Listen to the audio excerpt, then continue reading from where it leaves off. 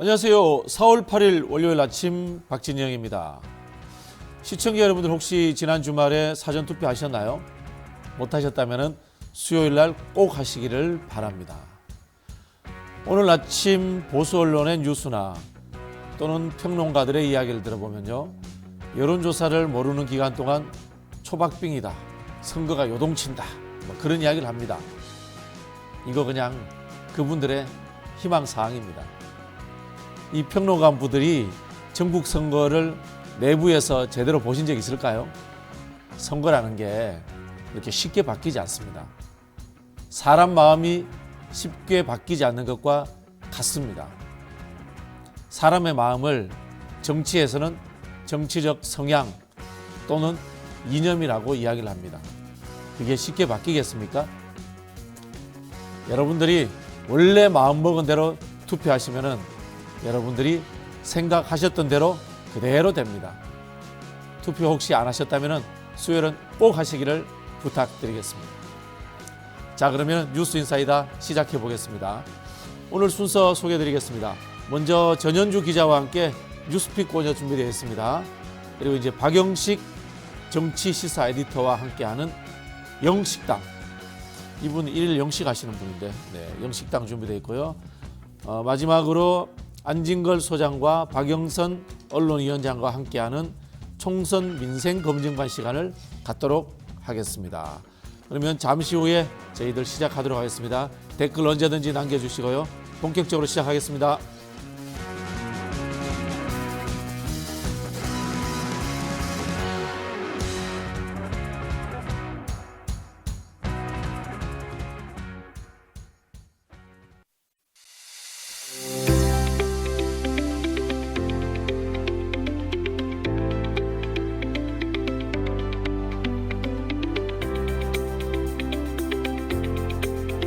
박지훈과 함께할 뉴스 인사이다. 더 깊고 더 편하게 여러분과 만나겠습니다. 여러분 아침을 책임지겠습니다.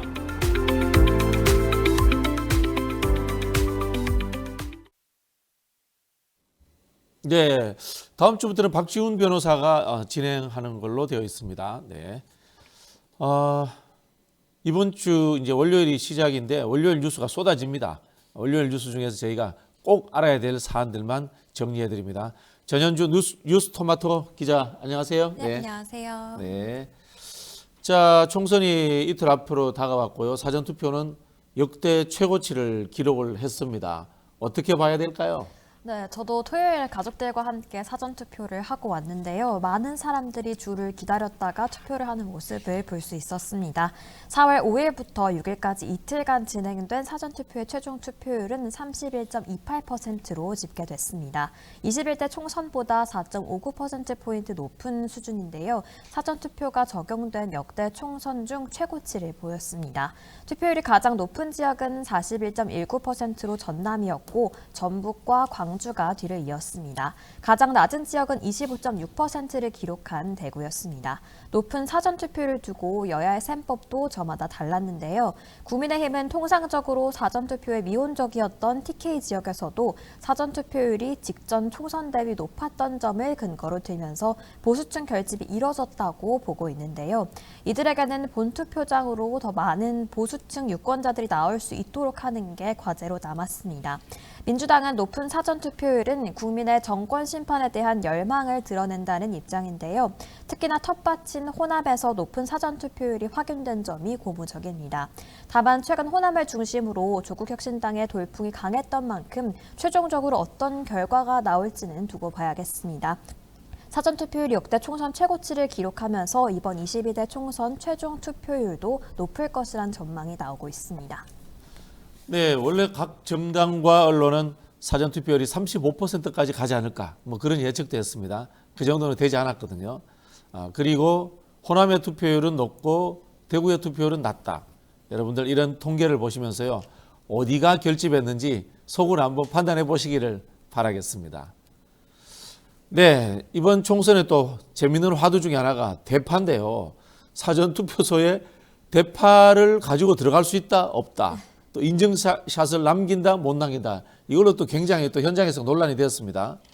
네, 윤석열 대통령의 이 대파 875원 발언 이후 이 대파는 총선에서 빠지지 않는 키워드가 됐습니다. 계속해서 일종의 슬로건처럼 되기도 했고 밈처럼 퍼져나가고 있는데요. 미국 최대 통신사인 AP통신사가 지난 5일 한국 총선 이슈를 다루는 기사에서도 그린 어니언, 이 대파를 첫 머리에 올리기도 했습니다. 급기야 중앙선거관리위원회가 이 대파를 정치적 표현물로 간주해서 사전투표소 내 반입을 금지했습니다. 야당 지지층에게는 이 대파 인증샷이 유의처럼 퍼져나가기도 했는데요. 일각에서는 입틀막에 이은 파틀막이냐 이런 말이 나오기도 했습니다. 실제 지난 주말 동안 SNS를 보면 대파 모양 펜을 가져가거나 대파를 차 와이퍼에 끼워놓는 사진들이 여러 장 올라와 있는 걸 볼 수 있었는데요. 논란이 되자 뒤늦게 선관위는 6일 정치적 목적이 없다면 대파든 다른 무엇이 됐든 투표소 반입을 제한할 이유가 없다고 밝혔지만 이미 반감은 확산된 후였습니다. 또 시민들은 디올백을 맨 사람도 그럼 투표소의 출입을 금지시킬 것이냐 이렇게 반문하기도 했는데요. 실제로 김건희 여사의 이 명품백 수수 논란을 저격하면서 종이 가방에 해당 로고를 적은 가짜 명품 가방을 들고 투표소를 찾은 시민들도 많이 볼 수 있었습니다. 야당의 유세장에서도 이 대파와 가짜 명품 가방은 주요 소품으로 활용되는 모습을 보였는데요.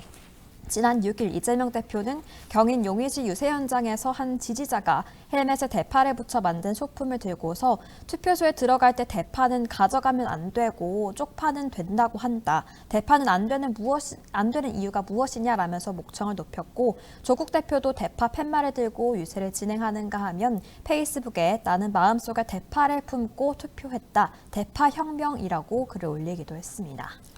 네, 전국에 대파 농사 짓는 분들에게 매출이라도 많이 올랐으면 좋겠어요. 지난 주말이 마지막 총선을 앞두고 휴일이었습니다. 그러다 보니까 각 당이 바쁘게 많이 움직였거든요.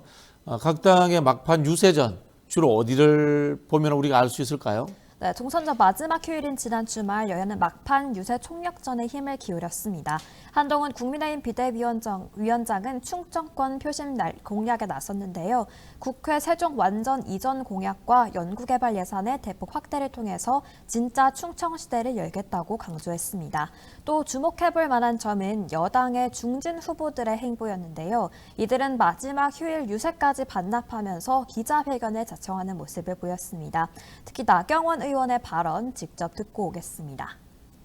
이번에 질책하셔서 야당이 180석, 200석을 가지고 간다면 정부가 식물 정부인 것을 넘어서 이제 국회는 탄핵 운운하는 난장이 되고 말 것입니다. 국민 여러분, 간절하게 호소합니다. 여러분들이 최소한의 저지선을 주신다면 이제 국회에서 정말 국민의 마음에 또 민심에 부합하는 그런 정부와 여당이 될 수 있도록 최선을 다해서 고쳐보겠습니다. 뿐만 아니라 이제 권성동 의원도 기자회견에 자청했는데요. 권성동 의원은 이들이 국회 다수 세력이 된다면 오직 당리당락만 계산하면서 온갖 악법을 날치기로 통과시키는 것은 물론 대통령 탄핵까지 실행할 거다. 이들이 만들어갈 시대는 다름 아닌 극단의 시대인 것입니다. 존경하는 국민 여러분, 극단적인 세력을 막을 수 있는 현실적 대안은 오직 국민의힘뿐입니다. 이런 발언을 내놓기도 했습니다. 반면 이재명 대표는 험지로 꼽히는 강남 3구를 비롯해서 서울과 수도권 표심 공략에 나섰는데요. 꾸짖어도 안 되면 회초리를 들어야 한다면서 연일 정권 심판론의 강도를 높이는 모습을 보였습니다. 관련 영상 없나요? 네. 네네네. 보통 이제 정치인들의 메시지와 일정을 보면은 전략이 나옵니다. 이 두 야당 대표와 여당 비대위원장이 어디를 갔는가 보시면 그 지역이 접전지다. 이렇게 해석을 하시면 된다라는 제가 팁을 드리겠습니다. 자, 이런 상황에서요. 윤석열 대통령과 박단 전공의 협의회 비대위원장이 만났습니다. 그리고 이제 의료계에서도 공식 입장이 발표되었고요. 조만간 의료계가 참여하는 합동 기자회견을 하겠다라는 이야기도 있었는데요. 총선 끝나고 나면 뭔가 좀 다른 흐름이 생길까요?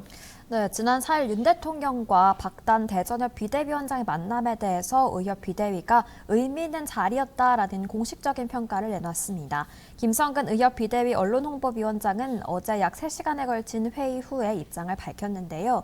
이날 회의에서 박 위원장은 지난 4일에 이뤄졌던 대통령과의 만남에 대해서 공유한 것으로 전해지고 있습니다. 특별한 대화였다기보다는 전공의들이 그동안 주장했던 7가지 요구에 대해서 설명하는 자리였다고 전해지고 있는데요. 만남이 성과 없이 끝난 거 아니냐라는 지적에 대해서는 비대위에서 대통령이 전공의와 직접 만났으면 좋겠다고 얘기했고 이후 대통령이 긍정적 반응을 보이고 전공의가 호응해서 만남이 성사된 것이라면서 긍정적이라고 본다고 말했습니다.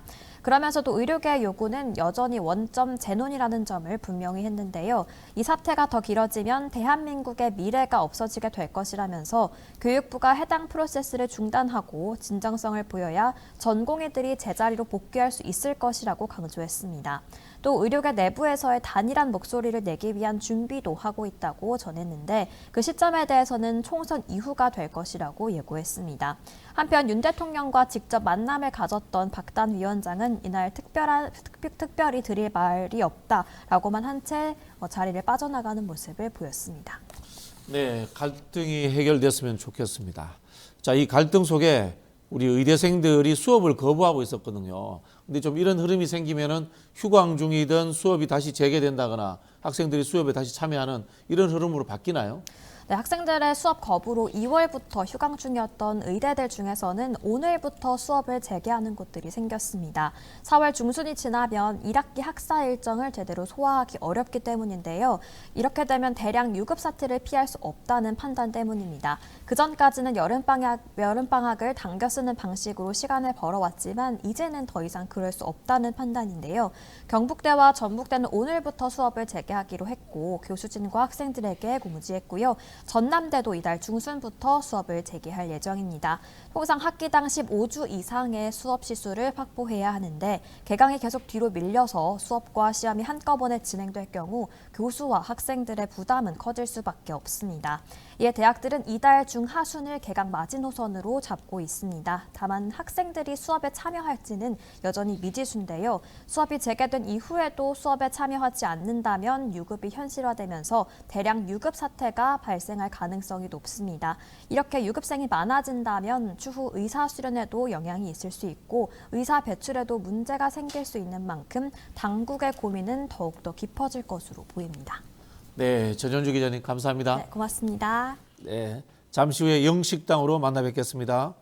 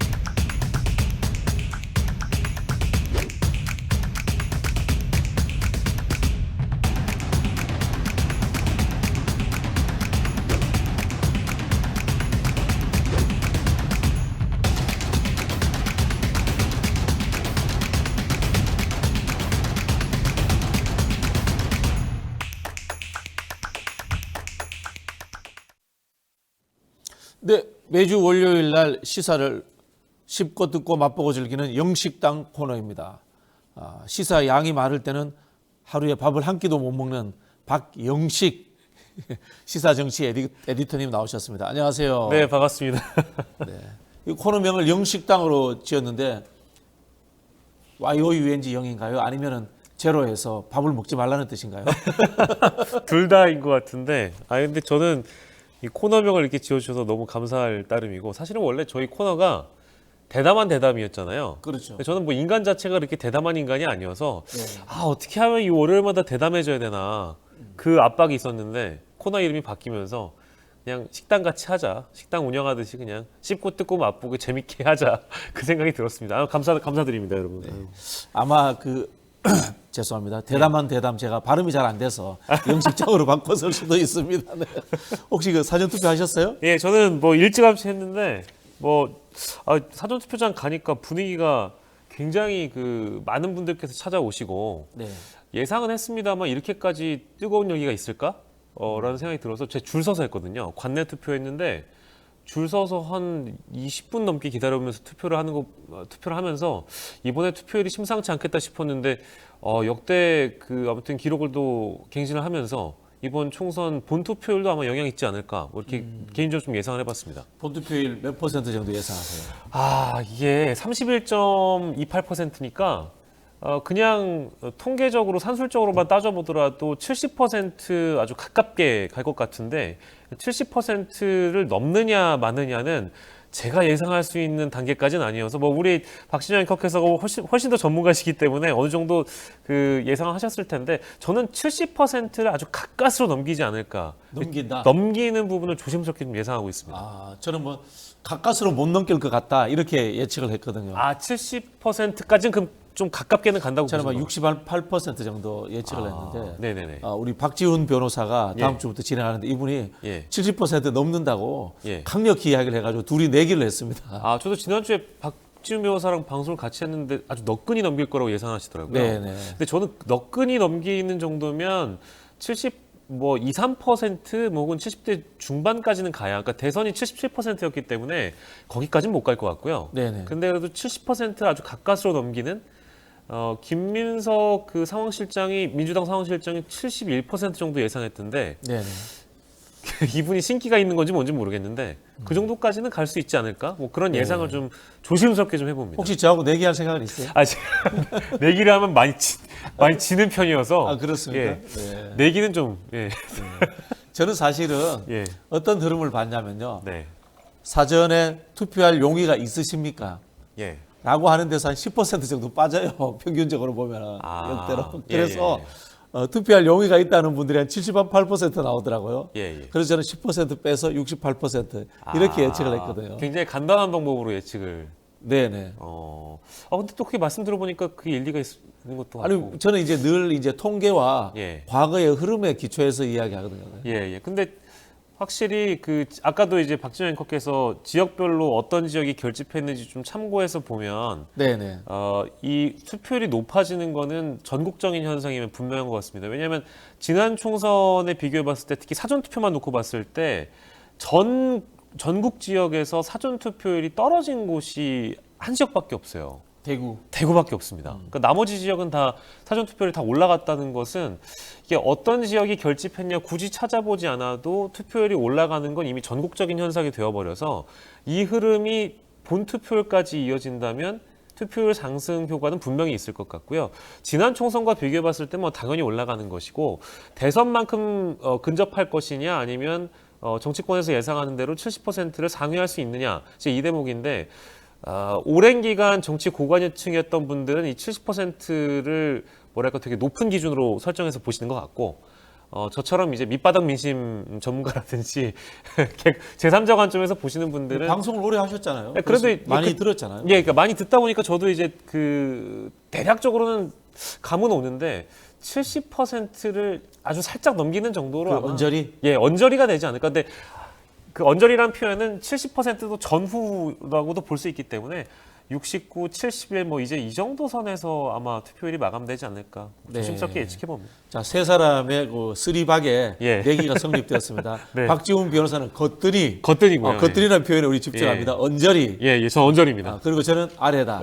이렇게 이야기했는데 예. 사실은 우리 박영식 에디터님이 예, 맞출 확률이 가장 높아요. 그렇습니까? 좀 낮아도 되고 좀 높아도 되거든. 언저리니까. 그 중간에 있으니까. 네, 아무튼 네, 근데 이제 저는 이 사전 투표율의 의미가 결론적으로는 이 정권 심판 정서가 워낙에 높기도 하고 1년 10개월 동안 대통령 지지도라는 것이 이렇게 뭔가 견고하게 부정 지지도는 높고 긍정 지지도가 박스권 안에 갇혀 있었던 상황이 오래 유지가 됐기 때문에 어떤 분들이 이 선거인으로 유권자로 참여하시느냐 또 결집하느냐를 지켜봤을 때 결론적으로는 이 대통령에게 동의하지 않는 또 뭐 회초리 뭐 몽둥이를 들고 싶어하는 그 유권자들이 많이 또 쏟아져 나왔다고 또 보고요. 더불어서 그 갤럽 조사가 가장 최근에 의미 있는 결과를 냈다고 보는데 야권, 그러니까 이제 중도층이나 무당층에게 설문조사를 해봤을 때 야당이 이겼으면 좋겠느냐, 여당이 이겼으면 좋겠느냐를 물어본단 말이죠. 근데 야권이 승리했으면 좋겠다라고 보는 쪽이 50%를 가까스로 넘거나 뭐 기존의 조사를 돌이켜 보더라도 40대 후반까지 넘어가기 때문에 그만큼 중도무당층 표심도 야권 지지 쪽에 좀 쏠려 있다. 야권 지지 혹은 정권 심판 쪽에 쏠려 있기 때문에 이런 것들을 이제 참고해서 봤을 때 투표율이 높아진다는 것은 결론적으로 뭐 지난 총선과 지지난 총선을 굳이 언급하지 않아도 야권 성향의 지지자들이 많이 결집돼 있는 선거라고 보는 것이 뭐 타당한 것 같습니다. 뭐 지역적으로도 그렇게 보이잖아요. 예, 그렇습니다. 지역별로도 네. 그렇고요. 그 수도권 같은 경우에는요, 현장에 가셔가지고 젊은 층들이 많다, 연세에 있으신 분들이 많다, 이걸로 평가를 하는데 예. 연세에 있으신 분들도 사투리를 경상도 사투리를 쓰는지, 호남 사투리를 쓰는지 이렇게 좀 구체적으로 봐야 돼요. 네네, 맞습니다. 맞습니다. 세대별로도 우리가 곱씹어볼 부분이 분명히 있는 것 같고요. 뭐 일단 본투표함까지 다 열어보고 전체 결과가 나와야 이제 세부적인 분석이 가능하겠습니다만 사전투표 자체로만 놓고도 분석할 수 있는 대목들이 분명히 있기 때문에 일단 여러분들께서 여러 이제 분석들을 좀 참고하셔가지고 엔터테인적인 요소도 분명히 이 투표에 있는 거기 때문에 선거에 꽂힌 투표니까요. 재밌게 좀 선거를 즐감하셨으면 좋겠습니다. 네, 선거는 민주주의의 축제입니다. 예, 예. 뭐 대파 들고 춤 좀 출 수 있죠. 아, 그럼요. 네. 근데 이제 선관위에서 대파를 가지고 투표소에 못 들어가게 했어요. 그리고 더 황당한 사건은 MBC에서 복면가왕 9주년 기념 특집을 하기로 했는데 구자가 특정 정당 번호와 겹친다고 해서 연기했다고 합니다. 이거 기가 차릅니다. 저는 이번에 좀 웃기지만 슬프다고 해서 우픈 일들이 많이 벌어졌다고 보는데요. 네네. 앞서 언급하신 대파의 경우에는 좀 풍선 효과를 선관위가 만들어낸 것 같아요. 그러니까 한쪽을 막아내니까 다른 쪽에서 튀어나오게 된 거거든요. 제대로 된 대처가 아닌 것 같고, 그러니까 법적으로는 물론 투표소에서 홍보나 뭐 유세행위를 못하는 거니까 상징적인 물품이 있다라고 얘기하면 경고를 줄 수 있고 제지를 할 수 있다고는 보는데, 그러니까 대파가 과연 그런 것이냐 아니냐를 판단하는 문제가 남아 있는 거잖아요. 네네. 대파가 정치적 표현물이냐 아니냐를 따져야 되는 지금의 시기가 2024년이라는 게 저는 굉장히 좀 우픈 것 같고, 꼬리에 꼬리를 물다 보니까 다른 민원들이 많이 발생했습니다. 그러니까 사실 저는 결론적으로 별다른 대응을 선관위가 하지 않았다면 이런 풍선 효과도 없었을 거라고 내다보고 있는데요. 그러니까 다른 형식의 대파렐라가 있었잖아요. 네. 대파 볼펜, 뭐 대파 그림이 있는 쇼핑백, 대파 머리띠, 혹은 뭐 쪽파는 되는 거냐. 심지어 투표장에 디올백을 들고 계신 분들도 있고요. 그리고 뭐 종이백에다가 디올이라고 써서 가신 분도 있고요. 그러니까 어떤 것을 정치적 표현물로 규정할 것이냐는 그런 해석의 문제가 이제 남아있기 때문에 선관위가 일단 입을 뻥끗하는 순간 뭔가 좀 혼탁해진 느낌도 있고, 풍자와 해악이 더한 선거전이 된 것 같다는 느낌도 있고, 그래서 이게 좋은 거냐 나쁜 거냐는 뭐 유권자분들이 평가하실 대목이긴 한데요. 더불어서 어떤 재미난 분석까지 있었냐면 예전에 수원 삼성이라는 팀에 네네. 김건희라는 선수가 있었습니다. 9번 선수. 예, 근데 이제 9번인데 그때 당시에 스폰서가 도이치모터스를 그렇습니까? 달고 있었어요. 그래서 유니폼을 보면은 등번호가 9번이고 이름이 김건희가 써져 있는데 그 위에 도이치모터스가 써 있거든요. 네네. 그러니까 그 유권자들 중에 만약에 이 유니폼을 투표장에 입고 가면 이건 정치적 표현물이냐 아니냐 이걸 해석해봐라. 이런 식의 이제 우픈일이 있었다는 거죠.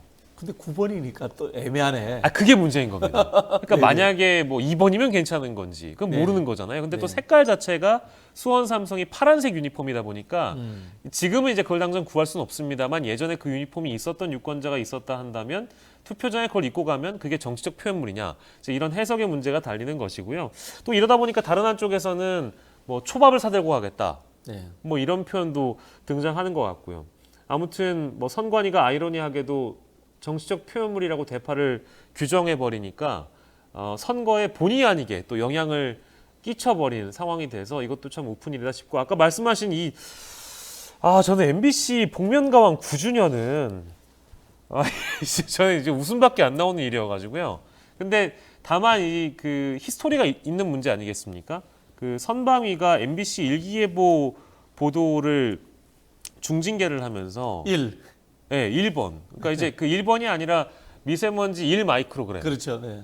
이거를 제지한다는 것 자체가 저는 코미디라고 생각을 했거든요. 이것도 선방위에 민원을 넣은 게 국민의힘 정당 차원에서 민원을 넣었다고 뒤늦게 밝혀졌던가요?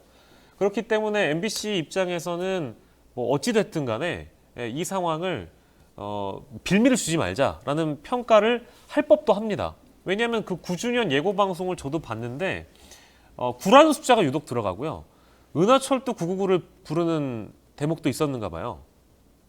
은하철도 999니까 네, 그러니까 9주년이라서 9가 들어가는 노래를 부른다든지 9주년에 해당되는 이벤트를 방송 편성을 할 수 있었던 대목인데 만약에 이게 방송된다고 우리가 가정을 했을 때 미세먼지 1마이크로그램도 문제를 삼는데 은하철도 999를 문제를 안 삼겠느냐. 그럼 당연히 문제를 삼지 않겠습니까? 그러니까 제가 판단하기엔 제가 MBC 입장이라고 하더라도 결방시키고 총선 이후로 미루는 것이 훨씬 낫다라는 평가를 할 수밖에 없었던 상황 아닌가. 근데 여당에서도 이 은하철 그 복면거왕 방송을 미루지 말고 해라라는 요구를 또 했다고 하니까요. 국민의힘 아무튼 여권 쪽에는 저는 뭐 문제를 삼고 싶지 않은데 근데 이거를 방영하라고 실제 대변인이 논평을 낼 정도라면 미세먼지 1 방송은 왜 굳이 민원을 넣었는지 그 대목 꼭 짚고 싶네요. 네. 이거 이제 권위주의라고 합니다. 내 안에 자기 검열을 만들어내는 시대적 분위기. 예. 영향력을 통해서 이게 이제 권위주의 국가의 특징이다. 네. 뭐 그런 이야기를 하는데 저는 뭐 이 정당과 정권의 문제도 있지만 선관의 문제도 심각한 것 같아요. 예. 이 보통 우리가 공기가 귀하다, 물이 귀하다 예. 이런 것들은 일상적으로 못 느끼잖아요. 네네네. 그것이 없어져야 느끼잖아요. 예. 지금 그런데 우리 선관위에 대해서 너무 많이 느끼고 있어요. 예. 그 이야기는 뭐냐면은 선관위가 우리의 정치적 활동이라든가 삶에 과잉 깊이 개입되어 있다 이런 뜻입니다. 예, 맞습니다. 네. 그래서 제가 늘 주장하지만은 선관위 없애야 합니다. 아, 선관위를 없애야 된다. 표현이 좀 과한데요. 예. 헌법기관으로서의 선관위의 이 기능은 없어져야 된다라는 게 저처럼 이제 정치하는 사람들 대부분의 의견이에요.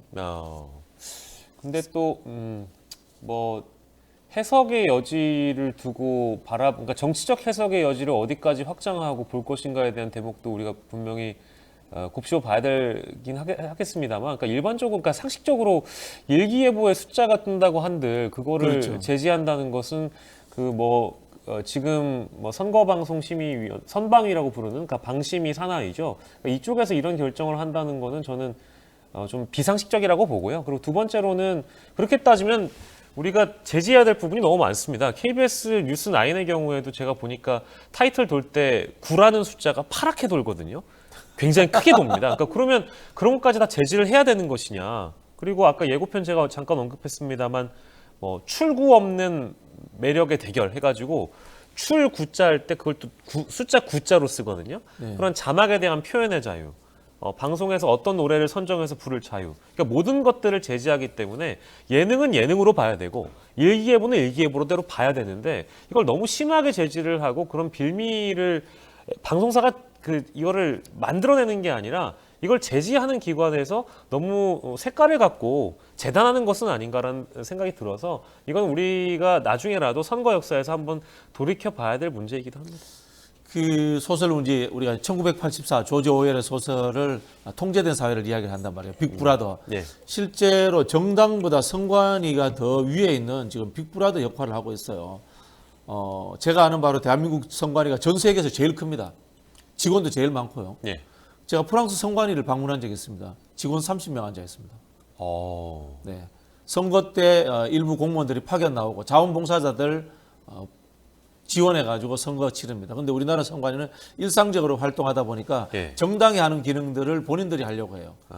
이 국민들에 대한 민주 시민 교육도 선관위에서 하겠다고 하고요. 그러면서 계속 조직을 키우고 있어요. 이게 근데 선거관리위원회라는 것이 정치 활동을 대해서 감시하고 규정하는 곳이지 않습니까? 감시하고 규제하는 곳이 커지면 이게 독재예요.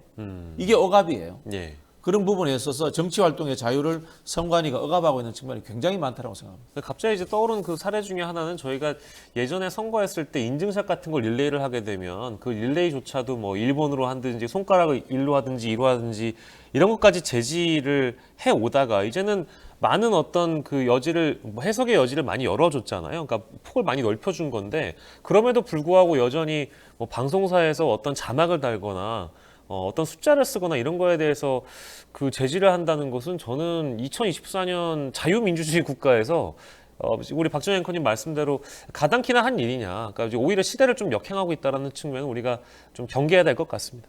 네. 뭐, 아니, 없애버려는 아니고요. 제가 이제 말씀드린 거는, 숫자가 너무 많다. 그 다음에 헌법기관으로서 역할을 할 필요가 존재하느냐. 예. 일상적으로 저렇게 규제할 필요가 있느냐라는 이야기를 드리는 거예요. 예, 맞습니다. 네.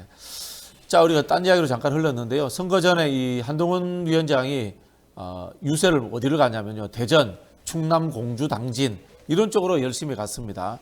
가서는 범죄자들이 독재로 대한민국을 무너뜨리려고 하고 있다. 그런 이야기를 하고 있고요. 200석을 막아달라. 개헌 저지선을 지켜달라. 뭐 이런 이야기를 하고 있습니다. 보수표 결집을 위한 엄살인지 아니면은요 실제로 현재 상황을 그렇게 보고 있는지 궁금하네요. 저는 뭐 둘 다인 것 같은데 일단 한동훈 비대위원장 그 말한 걸 좀 곱씹어 보면 이게 범죄자라고 낙인을 찍는 게 이건 법조인이신데 무죄 추정의 원칙에 어긋난다라는 걸 제가 뭐 지금 몇 달이 아니라 지금 1년 10개월째 짚고 있고요. 한동훈 위원장이 법조인 출신이시니까 이제 요거는 이제 짚는 부분이고 두 번째로 독재라는 거를 이제 언급을 해주시는데 한동훈 위원장이 민주당 쪽에서 검찰 독재 주장하고 조국혁신당 쪽에서 검찰 독재 정권 이런 거 얘기를 할 때 어불성설이라고 대응을 했거든요. 그러니까 이제 검찰이 실제 독재를 했다는 실체가 있는 거냐라고 주장을 했고 그러면 민주당 쪽에 검찰 출신 인사들이 그동안 독재를 했다는 거냐는 식으로 비판을 했단 말이죠. 근데 같은 논리라면 범죄자들이 민심을 무시하고 있다. 독재는 민심을 듣지 않고 정치하는 게 독재다라고 했습니다. 그러니까 이 논리라면 민심을 듣지 않는, 그러니까 여론에 제대로 반응하지 않는 분들이 누구였는지 제가 그동안 딱히 언급을 안 드렸었던지라 이건 그냥 넘어가겠고요. 그리고 세 번째로는 국회가 독재를 하고 싶다고 해서 독재가 되는지 제가 이제 그걸 좀 여쭙고 싶어요. 과연 그게 가능한 일인가? 마찬가지로 한동훈 대표가 검찰 독재는 불가능하다라고 말씀하셨기 때문에 불가능한 것처럼 말씀하셨기 때문에 국회 독재가 가능하냐? 행정부가 멀쩡히 있고 그리고 국회가 심지어 그동안 180석 이상의 다수 국회로 유지가 되었는데도 불구하고 독재는 어려웠거든요. 근데 뭐 나경원 후보나 뭐 한동훈 대표나 여당의 인사들이 말씀하시는 걸 보면 마치 야당 다수가 되면 국회 독재가 가능할 것처럼 규정하시지만 저는 그게 현실적으로 어려울 것 같다. 뭐 국회라는 곳은 여야가 고루 분포되어 있는 곳이고 지지층, 그러니까 지역의 민심을 반영해서 국회의원이 선출되는 것인데 그런 의미에서 다수 골고루 분포가 돼 있는 이 의회에서 독재가 가능하냐 이 대목을 꼭 꼽고 싶고요. 제가 판단하기엔 그동안 국회에서 민심을 반영해서 응당 통과돼야 되는 법안이 통과되지 않고 대통령으로 하여금 거부가 돼 왔던 전국이잖아요. 그렇죠. 180석임에도 불구하고 대통령이 거부를 했다. 이태원 참사 법안이라든지 김건희 특검이라든지 이런 것들이 다 안 됐었잖아요. 그럼에도 불구하고 독재를 지금 이제 운운하신다면 글쎄요. 지금 4.10 총선에서 유권자들이 어떤 지점을 평가하고 어떻게 지금의 정권을 바라봐왔고 그간의 국회를 어떻게 걱정해왔고 우려해왔는지를 평가받는 대목이기 때문에 한동훈 비대위원장의 말씀을 제가 동의하기는 좀 어려운 것 같고요. 뭐 앞서 박진영 앵커께서 짚어주신 대로 이런 발언들이 결과적으로는 실제 국민의힘이 열세에 있다는 부분은 제가 재밌게 본 대목인데 골든 크로스를 언급을 하셨어요. 네네. 지역마다 그러니까 어떤 지역 몇 곳이 열세이고 이런 것들을 언급하시면서 골든 크로스를 언급하셨다는 것은 그간 이겨야 되는 지역에서 국민의힘이 뒤집는 결과를 낳았다. 그간 열세였다라는 거를 본인 입 밖으로 내뱉었거든요. 그러면 이것은 열세였다라는 부분을 짚기도 했던 것이고 그리고 더불어서 여러분들께서 도와줘야 이 골든 크로스가 확실하게 벌어진다라는 부분을 강조했던 거라서 두 가지 다 읍소도 하면서 동시에 투표장으로 나와달라고 짚는 대목이라고 저는 뭐 평가하고 있습니다. 네. 200석은 결국은 거부권 뭐 이런 이야기인가요? 200석은 대통령의 거부권. 그러니까 개헌 저지선을 개헌 저지선. 계속 말씀하시는 거니까요. 200석이 넘어가면 안 된다. 200석을 막아달라라는 대목이겠죠. 네. 그러면은 야당은 한동훈 비대위원장이 시키는 거 하면 되겠네요. 200석이 넘어가면은 개헌을 하고 대통령 거부권도 무력화시키고 예. 탄핵도 하고 이렇게 하면 되겠네요. 그죠? 예, 그러니까요. 네. 국회 독재라는 말은 삼권 분립 국가에서 성립되지 않습니다. 대통령제 국가에서 국회는 집행권을 가지지 못합니다. 견제와 감시라는 영역을 담당하기 때문에 대통령제 국가에서 의회 독재라는 표현은 성립되지 않고요. 내각제라면은 의회 독재라는 표현은 성립될 수 있다라는 제가 원론적인 이야기를 이런 부분에 대해서 잘 모르는 한동훈 비대위원장에게 제가 가르쳐 드리겠습니다. 네. 자, 윤석열 대통령이 사전투표 첫날에 부산에서 사전투표를 했어요. 그리고 뭐 이 부산대병원이죠. 권역별 외상센터를 방문해가지고 7천억 예산을 지원해 주겠다 이런 이야기를 했는데 여기가 어딘가 하면은 이재명 대표가 부산에서 테러를 당해가지고 치료를 받던 곳이에요. 그러다 보니까 이게 정치적 의미가 있는 거 아니냐 예. 이런 비판들을 하고 있습니다. 예. 과잉 선거 개입이다. 예. 뭐 이런 비판을 하고 있는데 어떤 이야기가 나오고 있나요? 예, 저는 이게 대통령이 부산에 우리 박진영 앵커께서도 저보다 훨씬 더 많은 정치사를 경험하셨겠습니다만 부산에 대통령이 사전투표하러 가는 대통령이 있었던가요? 재밌는 분이에요, 진짜. 그러니까 저는 처음 말이 봤고요. 없어. 그러니까 사전투표를 하는 대통령도 아마 제가 알기로는 지금 문재인 대통령이 사전투표를 하신 적이 있었던 걸로 기억을 하고요. 그 다음에 지금 이 총선에서 지역에 내려가서 사전투표를 하셨던 대통령은 처음이고, 이것이 이제 관권 선거 내지는 선거 개입에 대한 뭐 의혹들 이런 것들이 나오고 있는데 일정 부분 동의를 하는 바이고 지양이 돼야 된다고 봅니다. 그러니까 부산에 내려간 것 자체가 좀 문제의 소지가 있는 행위 아니었냐라고 전 평가를 하고 있고, 부산에 가서 예산 지원이기까지 했다는 것은 뭐 일정이 부산에 있으니까 겸사겸사 내려가서 사전 투표한다라는 그 말씀이신 것 같기도 한데 그런 뭐 강변이기도 하기도 합니다만 믿기가 어렵고요. 그러니까 저는 뭐 크게 세 가지 짚고 싶은데, 일단 부산으로 향했다는 것만으로도 사전 투표를 하는 것만으로도 부산 민심을 자극할 수 있는 것 같고요. 이건 뭐 당연한 거 아니겠습니까? 두 번째로는 부산대병원 방문하셔가지고 예산 지원한다. 이건 뭐 동일하게 부산 유권자들의 민심도 자극하지만 지금 의정 갈등 국면이기 때문에 대통령이 얼마나 의료계에 관심이 지대한지를 보여주는 행위여서 이 부분도 저는 시기적으로 봤을 때 영향을 끼치려고 하는, 뭐 전국 단위 이슈에 영향을 준다기보다는 뭐 지역 이슈에 영향을 주는 측면이 오히려 더 커 보이는 것 같기도 하고요. 세 번째로는 부산에 왜 영향을 끼치려고 할까?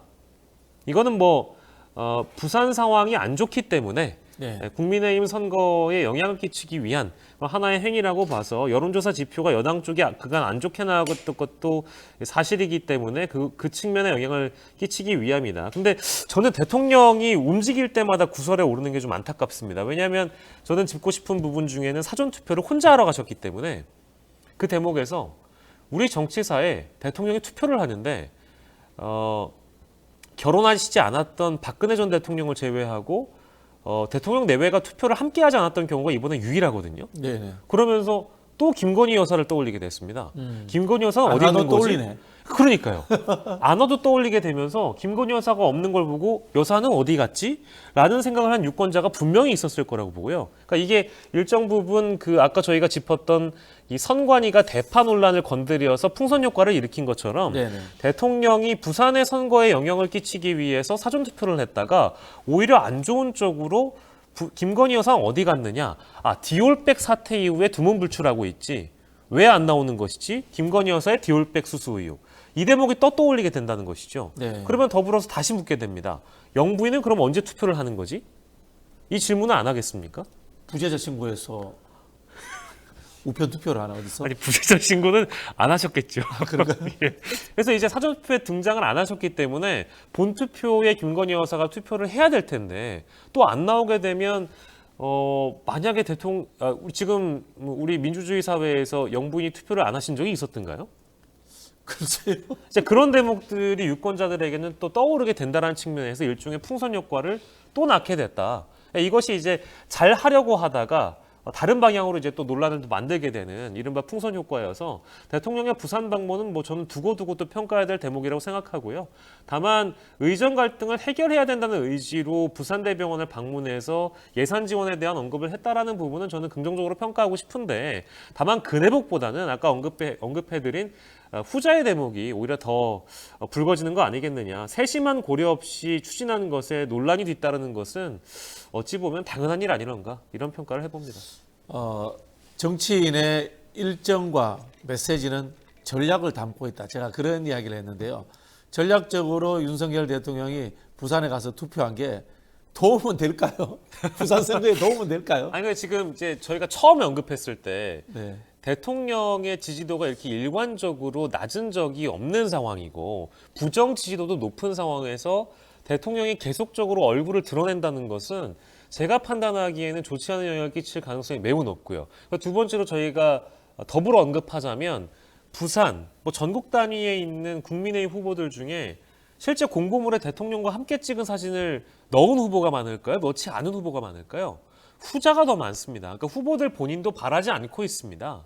대구 지역이 대통령 얼굴을 함께 넣은 곳이 유일하고요. 나머지 전국 지역을 보면 대구 경북을 제외한 다른 지역을 보면 국민의힘 후보들이 윤석열 대통령 얼굴을 안 넣었다는 겁니다. 그 의미는 무엇일까? 후보들 본인들조차 대통령 얼굴이 도움이 안 된다는 해석을 있는데도 불구하고 본인이 계속 열심히 뛰어당기고 계시거든요. 열심히 뭐 선거운동을 지원하시는지는 모르겠습니다만은 이렇게 돌아다니시는 게 국민의힘에 도움이 안 된다? 도움이 안 되는 가능성이 더 높다고 봅니다. 네. 뭐 알아서 판단하시겠죠. 감사합니다. 예, 고맙습니다. 감사합니다. 네, 열심히 활동해 주셔가지고. 예. 네. 자, 의정 갈등 문제를 빼놓을 수가 없는데요. 의사들 문제에 대해서 예. 이 어떤 분이 천공을 만나자라는 이야기를 했는데 예. 천공이라는 분이 또 이 만남을 거절했어요. 예. 이것 자체가 그러면은 천공이 정부 정책에 영향을 미치고 있다. 이런 식으로 해석하는 뭐 하나의 그게 되나요? 예, 저는 뉴 노멀 시대를 지금 현재 맞이하고 있다고 보는데 네네. 결론부터 말씀드리면 저희가 이 시간에 이분 얘기를 꺼내야 되는 것도 슬프고요. 왜 굳이 천공 얘기를 정치 시사 이슈를 다루는 곳에서 우리가 다뤄줘야 되는가가 첫 번째로 슬프고 두 번째로 이분이 뭐 어떤 전문 영역이나 전문가이냐 아니거든요. 그리고 또 더불어서 이분이 어떤 정치 현안의 또한 전문가이냐? 그것도 아닙니다. 근데 이분이 계속 주목을 받아서 저는 이 시대의 정치가 가야 할 방향에 대해서 천공이라는 분이 등장하는 것이 매우 슬프고요. 아무튼 이게 정부 여당의 타격이냐 아니면 뭐 반대로 좋으냐 저는 좋다고 봅니다. 좋다고 봐요. 이분이 등장하는 거는 정부 여당이 좋습니다. 왜냐하면 대통령이 아까 자주 등장하거나 대통령실이 어떠한 정치 현안에 목소리를 내는 것이 현 선거 국면에서 좋지 않은 방향으로 흘러가고 있다고 제가 평가를 했잖아요. 이분이 등장한다는 것은 오히려 국민들의 관심이 분산이 돼서 이분 쪽으로 쏠리기 때문에 네네. 대통령과 대통령실이 관심에서 멀어질 수 있잖아요. 야, 그런 측면에서 천공이 등장하는 것은 대통령의 대리인도 아니고 정치 현안을 평가할 수 있는 전문가의 자격도 없지만 국민들의 관심이 이쪽으로 쏠리고 일부 유권자가 천공에게 관심을 가지면서 대통령과 대통령실에 관심이 쏠려야 되는 대목이 오히려 역분산된다. 네. 이런 측면이 선거에선 유리하게 평가된다라고 저는 보고 반대로요. 의정 갈등과 관련해서는 워낙에 저는 정부 쪽에서 말이 바뀌었던 것도 사실인지라 이분이 등장해서 어떤 해법을 제시하는 한 명의 전문가로서 해법을 실제 제시하고 있거든요. 좀 타협을 해라 이 대목 그렇죠. 아닙니까? 네네네. 이런 목소리는 저는 일견 들을만하다고 봅니다. 그러니까 네. 정부도 좀 양보를 하고 의사들도 양보를 해서 우리 국민들이 좀 편안하게 길을 제시해 달라라는 목소리는 들을만한데 다만 저는 이분이 이제 역술인이시고 무속인이기 때문에 정치면에 등장하는 것은 올바르지 않다. 이제 이 대목은 반드시 평가해야 될 것 같습니다. 네네. 저희가 아무리 타협하라고 해도 타협 이야기 안 나오다가 천공이 이야기하고 나니까 정부의 입장이 좀 타협적으로 바뀌는 건 같긴 해요. 그거 좀 오묘하긴 한데 그렇죠. 과연 이런 목소리가 오묘한 게 무속이에요. 뭐 그렇긴 합니다. 그게 과연 천공이 얘기를 한다고 해서 정부의 방향이 바뀌는 것 같지는 않고요. 그렇게 네. 생각하고 싶지는 않은데 다만 이 타이밍 자체가 좀 늘 오묘해서 이분이 뭐라도 한 목소리 내서 이 타협의 여지를 열어준다면 여론의 방향을 조금이라도 바꿔준다면 그것만으로도 지금 고마워야 되는 시점이라. 왜냐하면 천공에게 고마워해야 된다. 천공에게 고마워한다기보다는 그 목소리에 그냥 저는 평가를 할 대목은 있다. 이렇게 좀 좋게 평가하는 편입니다. 네, 참 기가 찹니다. 예. 천공을 저희가 이렇게 주제로 다뤄야 된다라는 이 세상의 현실이 기가 찹니다. 예. 자, 마지막으로 이 선거를 이틀 남겨두고 혹시라도 이 판세가 바뀔 수 있을까요? 생각하시는 뭐 이 변수라든가 이런 게 있다면요? 저는 막판 변수는 딱 하나 남아 있다고 보는데요. 네. 보수층이 얼마나 결집을 하느냐. 즉, 뭐 전통적인 보수층, 내가 이제 적극 투표층도 마찬가지겠습니다만 우리가 흔히 얘기하는 샤이 보수층이 얼마나 투표장에 나오느냐. 그래서 대구 경북 쪽의 투표율을 좀 집중해서 우리가 좀 조망해봐야 될 것 같고요. 실제로 샤이 보수층이 결집하거나 투표 중에 대거 쏟아져 나온다면 아마 이것은 여권 대다수가 이제 바라는 그런 결론이겠습니다만 샤이 보수층의 역할 얼마나 대대적으로 이번에 해주느냐가 이번 가장 큰 변수라고 보여지고 저희가 지난주에도 잠깐 언급했습니다만 언론에서 이미 여권 열세 패색이 짙다 이런 표현이 등장한 게 2주 전부터 등장했거든요. 이게 등장한다는 것은 정말 분위기가 안 좋다는 거거든요. 언론에서 이 표현을 쓴다는 것은. 근데 그렇기도 하고 더불어서 여권 인사들이 유세 현장에서 어떤 얘기를 하느냐. 선거에서 대표적으로 들어맞은 케이스가 있습니다. 요거 세 가지는 절대 하면 안 된다. 근데 여당 대표가 해버렸던 거 첫 번째, 읍소를 하는 부분. 그리고 두 번째, 여론조사 믿지 마라. 네. 라는 게 입으로 튀어나와 버렸어요. 그리고 세 번째, 과도한 남탓, 과도한 야당 비판, 과도한 수위의 표현들. 이거 등장하면은 대부분 이거를 먼저 제기한 쪽이 패색이 짙고 선거 결과가 좋지 않았거든요. 근데 이거 세 개가 고스란히 나와 버렸어요. 지금도 나오고 있고요. 그런데 그러다 보니까 이게 뭔가 여권 열세라는 게 언론의 분석처럼 들어맞아 가는구나라 생각했는데 막판 변수는 결국 샤이 보수의 집결 빼고는 지금 상황에서는 거론될 게 없겠다. 그러니까 아까 박진영이 컷을 짚어주신 대로 대세론에 영향을 끼칠 만한 것은 경천동지할 만한 변수가 아니고서는 선거전을 뒤집기가 어려운데 여권 쪽에서 기대해 볼 만한 하나의 변수는 샤이 보수의 결집 빼고는 어렵겠다라는 평가를 할 수밖에 없겠습니다. 네, 우리 박영식 에디터가 일일 영식하면서 열심히 노력하시다 보니까 이제 진짜 고수가 되신 것 같습니다. 예, 앞으로도 잘 부탁드리겠습니다. 예, 감사합니다. 오늘 감사합니다. 네, 고맙습니다. 자, 총선이 이틀 앞으로 다가왔는데요. 민생 점검 저희가 또 놓칠 수는 없죠. 안진걸 소장님과 박영선 민생경제연구소 언론위원장 모시고 민생 점검하는 시간 갖도록 하겠습니다. 잠시 후에 뵙겠습니다.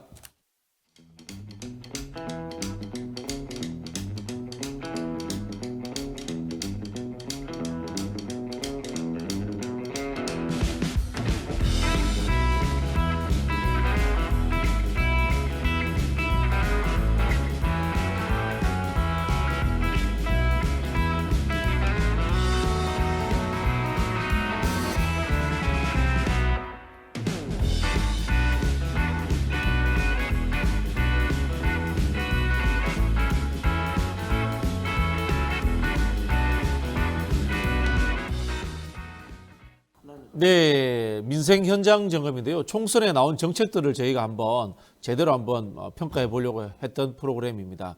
안진걸 민생경제연구소 소장님하고 박영선 민생경제연구소 언론위원장 나오셨습니다. 반갑습니다. 안녕하세요. 네, 박영선 위원장님은 처음이죠? 네, 오늘 처음 나왔습니다. 불러주셔서 영광입니다. 네, 아마 아주 잘하실 것 같아요.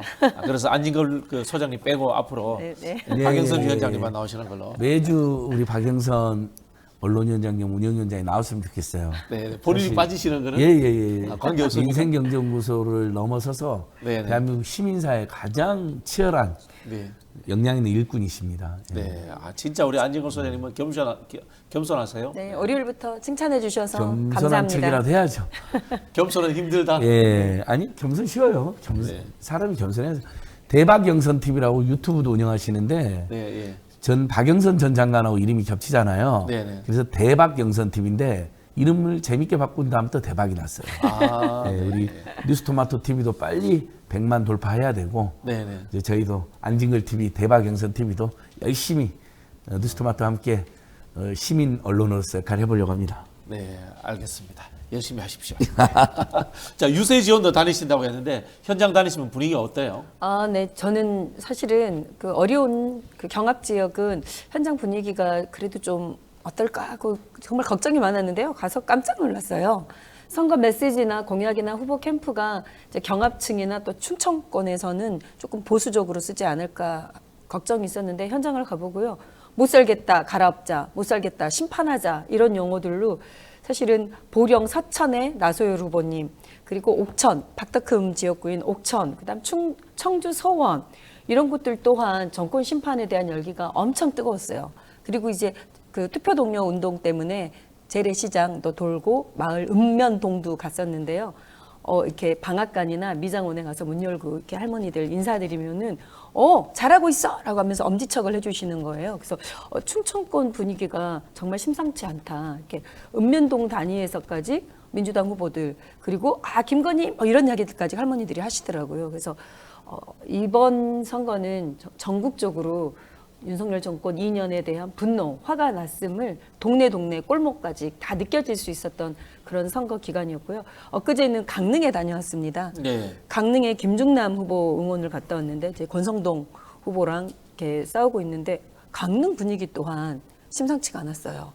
지나가시는 시민들, 차량들, 뭐 버스, 트럭 여기서도 다 기호 1번 손을 흔들어 주시고 그리고 파란 옷을 입은 사람들을 보면 너무 반가워하시는 거예요. 강원도 워낙 넓은 곳이잖아요. 그래서 이 분위기가 우리가 그 여론조사로만 봐왔던 그 분위기가 아니라 몸으로 체감하는 손을 잡으면서 느끼는 후보들이 느끼는 그 분위기가 저희가 지원 유세간 저희들에게까지 이렇게 옮겨지고 있어서 사전투표를 통해서도 확인됐지만 10일을 또 기다리고 있는 투표장에 가기 위해 기다리고 있는 분들이 정말 이번 선거에서는 역대 투표율이 나오지 않을까 싶은 뜨거운 현장이었습니다. 네. 자, 뭐 열심히 다니시는데요. 민생 이야기를 저희가 본격적으로 해보겠습니다. 윤석열 대통령이 24회에 걸쳐서 민생 토론을 했는데요. 관련해서 뭐 예산 수요가 이걸 다 하게 되면 뭐 몇백조가 된다 이런 이야기가 있었습니다만은 두 분께서는 그 중에서 그나마 가장 인상 깊게 들은 정책이 있습니까? 그래서 저부터 말씀드린다면은 제가 여기 지난해까지 공항공사에서 근무를 했었습니다. 네네. 그 대통령의 민생 토론회에서는 민생과 토론이 다 없었다. 한마디로는 이렇게 말씀을 드리고요. 민생이 없고 토론이 없는 용어만 민생 토론회였는데 토론은 없었네요, 진짜. 네. 일방적으로 민생도 없고 발표만 토론도 했네요. 없고 네.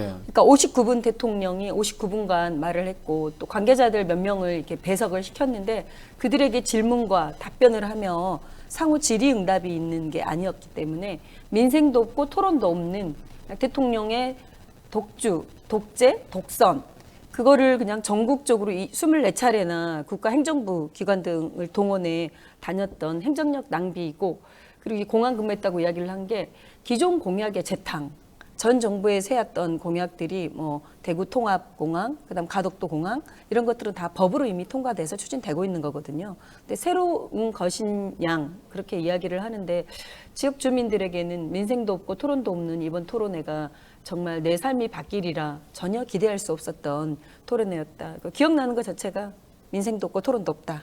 기억이 아예 안 나네요. 네, 없습니다. 네, 저는 안진걸 기억나는 게 소장님은 있습니다. 어떻습니까?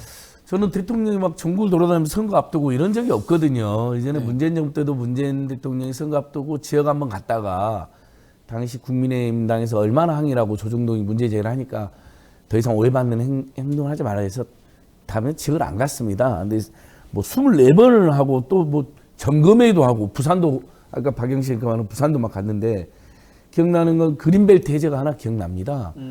지금 대한민국의 환경 파괴가 심각하고 대기질 오염도 정말 심각해서 그린벨트 박정희 정권에서 그나마 잘한 게 그린벨트하고 국민건강보험 제도 도입이라는 평가가 있는데 그것마저도 파괴하겠다는 것이냐.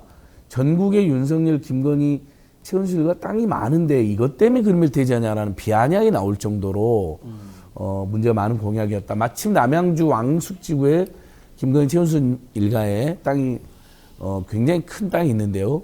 그 부근에 그린벨트가 최근에 해제된 것이 확인이 됐습니다.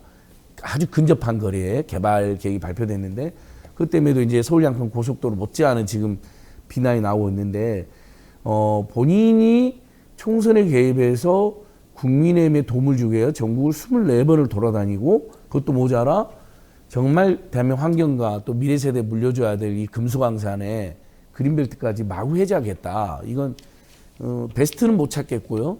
워스트 오브 워스트다 이렇게 이제 평가를 해보고 그나마 좋은 공약은 뭐 한동훈 국민의힘 이제 정부 여당을 묶어서 이야기하면요 다자녀 그러니까 3자녀 이상의 지방에게는 등록금을 전면 면제해주겠다는 것은 면제해주겠다. 네. 원래 야당과 진보 진영이 계속 많이 저희들이 내던 공약이죠. 주장했던 네. 거니까 그걸 받아들인 거잖아요. 그런 건 저는 정부 여당을 우리가 호되게 심판하는 선거라고 저도 생각하지만 그 와중에도 심판을 피하기 위해서 몇 가지 의미 있는 민생정이 나오면 그걸 얼른 야당이나 진보 시민단체 받아야 됩니다. 아 그건 잘했습니다 해줘야 돼요. 그래서 그건 여야가 이번 총선 끝나고 원래 선거라는 게 그렇잖아요. 서로 국민들에게 잘 보이기 위해서 노력하는 와중에 좋은 공약이 나오는 거거든요. 그럼 빨리 캐치해서 밀어붙이자 이렇게 제안해 보고 싶습니다. 네. 이야기 중에 그린벨트 해제를 민생토론회에서 공약으로 울산에서 내걸었거든요. 그런데 역대 대통령들 중에 사실은 또 의미 있는 행보를 했어요. 그러니까 어떤 게 진실인지 대통령의 진위가 정확히 좀 밝혀줘야 될 것 같습니다. 그 식목일 행사를 맞아서 또 식목일 행사에 참여해서는 그린벨트 해제와 전혀 다른 또 말을 했어요.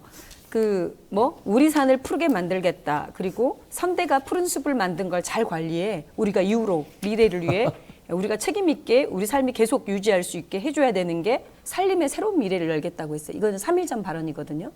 그러니까 2월 달에 했던 그린벨트 해제와 그리고 식목일 날 했던 발언이 대통령이 본인이 한 발언마저도 이렇게 바꾸고 있거든요. 그러니까 모든 정책과 공약들이 민생 토론회에 했던 발언들이 자리가 바뀌면 또 바뀝니다. 지역 균형 발전하겠다라고 해놓고 또 수도권 중심으로 하고, 그러니까 했던 말들이 늘 원칙과 일관성이 아예 없는 거여서 정말 이렇게 믿을 수 없는, 신뢰할 수 없는 그런 발언들이 계속 이어지고 있다라고 싶습니다. 네.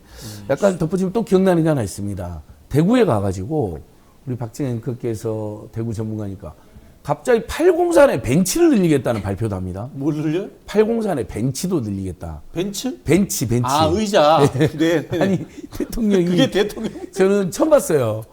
뭐 그린벨트 해제하고 뭐 케이블카도 늘리고 뭐 굉장히 구체적으로 디테일, 심지어 803 벤치까지 막 이야기를 하던데 선거 개입을 너무 노골적으로 한 겁니다. 그래서 지금 경향신문이 분석해 보니까 분석을 잘했더라고요. 그 지역의 여당 후보가 공약을 발표하면요, 그 다음 날이나 며칠 후에 윤석열 대통령이 가서 그 공약을 더 거대하게 포장해 주는 일이 이번에 확인이 된 겁니다. 이건 노골적인 관건 선거입니다.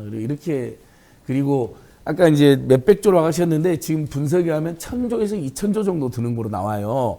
이분이 발표한 걸 다 이행하려면. 근데 지금 대한민국 1년 예산이 650조고요. 그것도 긴축해서 쓴다 그러고 작년에 세수가 52조가 펑크가 났습니다. 올해도 펑크가 날 겁니다. 사방팔방에 계속 부자 감세하고 대기업 감세해 주니까요. 그런데 어떻게 1000조, 2000조를 씁니까? 그러니까 민생도 아니고 토론도 아닌 민생 토론회였지만 뻥을 엄청 치고 다녔다. 이런 풍자도 지금 세간에서는 돌고 있습니다. 네. 사실 대통령이 선거에 영향을 주기 위해서 이런 토론을 개최했다면 이게 이제 관건 선거 의혹이 됩니다만은 더 근본적인 문제는요. 우리 안진걸 소장님이 말씀하신 것처럼 대통령이 예결산이 수반되지 않은, 정부가 계획하지 않은 일들을 마구마구 이렇게 이야기하고 다니시면은 국가 조직이 붕괴되는 거예요. 정부를 국민들이 양치기 소년 취급하게 그렇습니다. 됩니다. 그래서 더 큰 문제다. 제가 그 말씀 지적해드리고 싶고요. 자, 이어서 여당 공약 한번 살펴보겠습니다. 여당 공약 중에 한동훈 비대위원장이 지난달에 이야기했죠. 세종시로 국회를 완전히 이전하겠다. 이게 그나마 좀 논란이 좀 됐습니다. 어떻게 보셨나요? 글쎄요. 세종시 이전은 지금 노무현 대통령 때 시작했던 국가 균형 발전의 핵심 키워드였는데요. 그거를 20년간 제대로 발목 잡게 하고 뭐든지 이렇게 방해해왔던 게 지금 집권 국민의힘의 세력들이거든요. 그런데 이제 와서 선거 2주 앞두고 또 세종시로 이전하겠다라고 하는 것은 지금 이전을 위해 차근차근 준비하고 있거든요. 그거 현재 진행되고 있는 것조차 제대로 점검도 못하고 한 또 선거용 충청도권을 위한 무슨 연속인 거죠. 계속적으로. 한동훈의 진정성이 있으려면은 그동안 국민의힘이 해왔던 이 방해에 대한 먼저 사죄부터 해야 되지 않을까 싶습니다. 예. 뭐 당연히 뭐 그 자체로는 국회든 서울에 있는 주요 공공기관이 물론 이제 통일 시대를 대비해 해야 된다는 이야기도 있지만 그 나중 일이고 지금 굉장히 어려운 상황이니까 남북 관계가 국토균형발전에서 정부로 더 내려가야 됩니다. 근데 진짜 진정성이 있으려면 서울에 있을 이유가 하나도 없는 서울대학 육사부터 제일 먼저 내려보내야죠. 근데 그런 이야기는 없이 여의도 선거가 지금 가불인데 국민의힘이 지고 있는 걸로 나오거든요. 그다음에 충청권도 격전지가 많거든요. 그러니까 급조해서 내놓은 게 문제가 됩니다. 그리고 박영선 언론이 잘 지적한 것처럼 세종시 행정소 위원할 때 그걸 극렬하게 반대하고 헌법소원 내가지고 뭐 관습법상 서울은 수도는 서울이다라는 정말 제가 헌법 교과서 어렸을 때 봤는데 거기 보면 맨 앞쪽에 한 요 정도 분량의 관습헌법이라는 말이 나옵니다. 우리는 명문헌법 있잖아요. 성문헌법이라고. 예, 그러니까 명문헌법이고 성문헌법인데 근데 저도 찾아보니까 이 정도 나와요. 관습헌법이라는 말이 몇 줄 나와요. 헌법학자들도 다 잊어먹어 버린 거예요. 그걸로 위헌 판결 발언되지 않았습니까? 서울 집값 떨어지는 거 반대하는 헌법재판관들이 그렇게 했다 뭐 이런 지적이 있었는데 이제 폐쇄가 짙어지니까 갑자기 이제 여의도하고 세종 충청권을 위해서 갑자기 공약을 내놨다라는 면에서는 비난을 피하기 어렵다. 그렇지만 저는 계속 대승적으로 이야기합니다. 아까 전에 세자 예상 대학 등록금 전면 면제처럼 오케이 약속했으니까 세종시 완전 이전하 국회. 근데 국회만 이전할 게 아니라 정말 서울에 있을 이유가 전혀 없는 육사나 서울대 같은 주요 시설들도 다 빨리 이전해서 지역 균형 발전하고 그 빈자리에 서울의 청년들이나 또 서민들 중소기업들을 위한 뭐 공공주택 단지든 또는 문화공원이든 이런 것들 잘 짓자. 이렇게 우리가 범진보 진영이 받아서 치고 나가면 좋을 것 같습니다. 그 국가균형발전 특별법에 의해서 지방으로 이전해야 되는 법률적으로 해야 되는 122개 공기업도 지금 이전 안 하고 있어요. 예. 네, 그러니까 법률도 현재 안 지키고 있는 상황인데 뭘 추가를 내놓고 맞습니다. 이렇게 하느냐 그런 비판까지 들을 겁니다. 우리 박진영 앵커님이 국토균형발전 전문가세요. 참 보면 뭐 온데 다 전문가 아니 아니에요? 아니 실제로 정책에 굉장히 능통하신데 국가균형발전에서 일을 하셨었잖아요. 제 애청자들에서 그런 정보 정도는 제공하는 게 도리인 것 같습니다. 네, 알겠습니다. 본인 진행자 아니십니다. 예. 가끔 오버합니다. 예. 자, 민주당 공약도 한번 짚어봐야 되겠는데요. 자, 1인당 25만 원 지원하겠다. 이게 기본소득은 아니고 뭐 그런 지원책 이야기가 나왔고요. 그다음에 서울대 10개 만들기 공약 뭐 이런 것들도 나왔습니다. 여기에 대해서는 어떻게 평가하세요? 지난주에도 제가 말씀드린 것처럼 저는 이번 총선을 가장 눈에 띄는 공약이 사실 윤석열 대통령 민생 토론을 하려면 민생 토론은 그거잖아요. 국민들이 제일 뭐가 어려운가. 다 교육비, 주거비, 의료비, 통신비, 이자비, 교통비 이야기를 할 거고 6대 부담이라고 하는 거. 그 다음에 고물가, 고유가, 고환율, 고금리, 고부채, 고공공요금 또 6가지 지금 현재적으로 당면한 서민경제, 민생의 파탄을 이야기할 텐데 그런 게 주제가 없었다는 거잖아요. 그런데 민주당에서 제시한 한시적 지원금이죠. 이제 기본소득하고는 좀 별도로 또 기본소득 정신하고 맥은 닫아 있는데 지금 정말 작년에 국민들께서 돈이 너무 없으니까 식료품비 구입 비용을 3% 정도 줄였습니다. 그리고 이자는 모든 가구에서 2,300만 가구인데 우리나라 대한민국 가구가 평균 13만 원 랭으로 나와요. 원래 한 8만 원 정도 냈는데 한 40% 급증한 거죠. 이런 상황에서 지금 서민들이 완전히 허리띠를 졸라매고 있는데 작년에 벌금이 없어서 감옥을 대신 간 분들이 5만 명, 소액 10만 원 이하 소액절도 사건이 9만 건까지 급증하고 있습니다. 그건 그다음에 보험, 적금 해지 최고고요. 개인 파상, 법인 파산, 회생 다 최고입니다. 그러니까 모든 지표가 기업이든 개인이든 전부 다 힘들어하는 게 나오는데 거기서 1인당 이제 25만 원 한시지원금을 주면 그걸 지역에서만 그다음에 대기업이 아니라 동네 시장, 마트, 슈퍼, 식당에서만 쓰게 되거든요. 그럼 이건 한시적으로는 정말 동네 경제도 살고 서민들도 숨통이 트이는 정말 10만 원이 없어서 5만 원 없어서 10만 명 가까이가 절도를 하다가 걸렸는데 그런 일들은 없어지지 않겠습니까? 그래서 저는 이 공약이 여야 통틀어서 이번 총선 최고의 공약으로 꼽고 싶습니다. 근데 서울대 10개 만들기 공약 같은 경우는 그러면은 나머지 10개 못 들어가는 대학들은 어떻게 됩니까? 이제 권역별로 유지가 될 거기 때문에요. 서울대 10개 만들기를 새로 만드는 게 아니라 지방 국립대 최소한 서울대 수준으로 재정 지원을 해주면서 지역의 균형 발전, 좋은 인재들이 지방에서도 훌륭하게 교육을 받을 수 있는 교육 여건에 대한 지원이기 때문에 실제 지방 소멸에 가장 중요한 게 청년들이 떠나는 거거든요. 그리고 지역 대학에 합격을 해서도 합격하고도 다시 옮겨버리는 비율이 30%가 넘고 있답니다.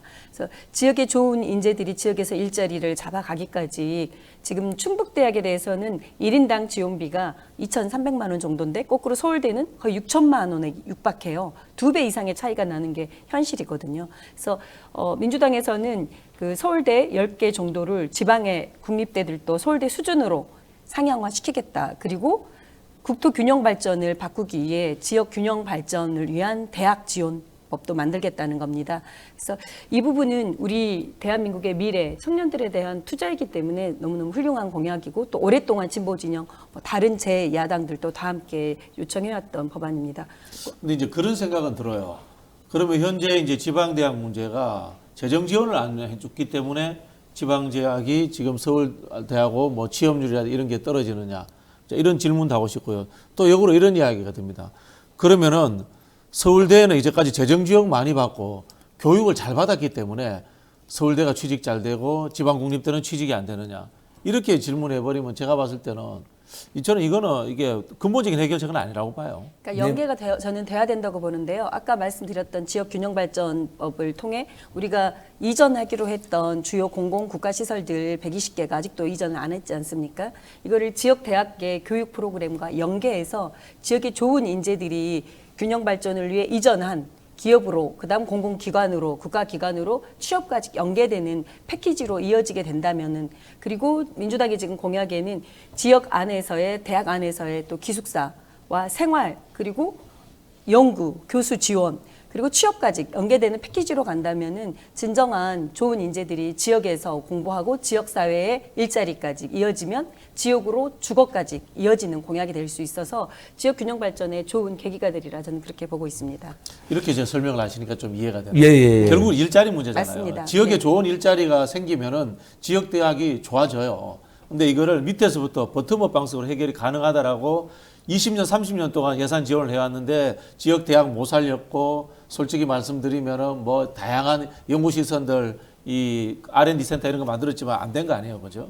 이거 좀 발상의 전환을 해주십사 그런 차원의 네, 이야기입니다. 그래서 말씀드린 국가의 가장 공공적이고 일할 만한 일자리들이 지역으로 내려가야 그리고 지역 대학과 패키지로 연계가 돼야 삶의 과정에서 대학과 지역 사회와 지역 기업들이 그다음 공공기관, 국가기관들이 함께 성장할 수 있다고 저는 보고 있습니다. 네. 그러니까 이게 서울대가 10개 권역별로 생긴다는 거잖아요. 그 자체로 지역 균형 발전에 큰 도움이 되겠죠. 그리고 다 인서울만 하고 있지 않습니까? 학생들의 인재들이 그럴 이유가 없어지잖아요. 근데 가장 쉬운 예로 똑같은 국가 정책으로 국가가 국립대를 세워서 전국에 국공립대 다 있잖아요.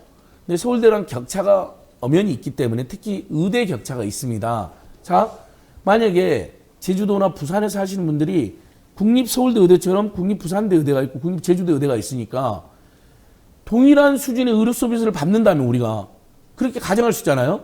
그러면 서울대병원이나 이른바 서울에 있는 빅3 병원, 삼성의료원이나 현대중앙병원으로 올릴 이유가 없잖아요. 근데 지금 서울에 있는 빅3 병원 가보면요. 응급실도 못 들어가는 지역 주민들이 누워 있습니다. 다 그냥 의료 서비스마저도 서울대 의대가 최고다고 거기 와 있는 거예요. 근데 아니 국가가 동일한 목적으로 전국에 국립대를 만들었고 의대를 만들었는데 다 서울대 의대로만 인재가 쏠리고 환자들이 쏠릴 이유가 없잖아요. 너무 불편하고 돈도 많이 들거든요. 그 때문에. 그러니까 또 동일한 수준의 서울대가 전국에 10개가 20개가 있고 그분들이 예를 들면 의대로 국한해도 동일한 의료 서비스를 제공한다면 지역에 있는 어르신들이 서울대병원에 입원하기 위해서 응급실부터 줄 서는 일도 없어지지 않겠습니까? 이제 이런 일을 하나 드는 거고요. 프랑스에서는 68혁명 이후에 아예 대학 등급 무상교과하고 대학 서열화를 폐지했잖아요. 그렇게 가야 되는데 민주당 입장에서는 아직 거기까지는 못 나간 거죠. 이재명 대표가 대학 무상교육까지는 이야기를 했어요. 근데 대학 서열화 폐지는 못 나가고 어쨌든 서울대를 정점으로 한 서열 구조를 학벌 체제를 전국적으로 분산시키자 의미가 있는데 저는 아쉬운 게 서울대 이전까지 같이 발표했으면 더 좋았다고 생각합니다. 서울대가 서울에 있을 이유가 뭐가 있습니까?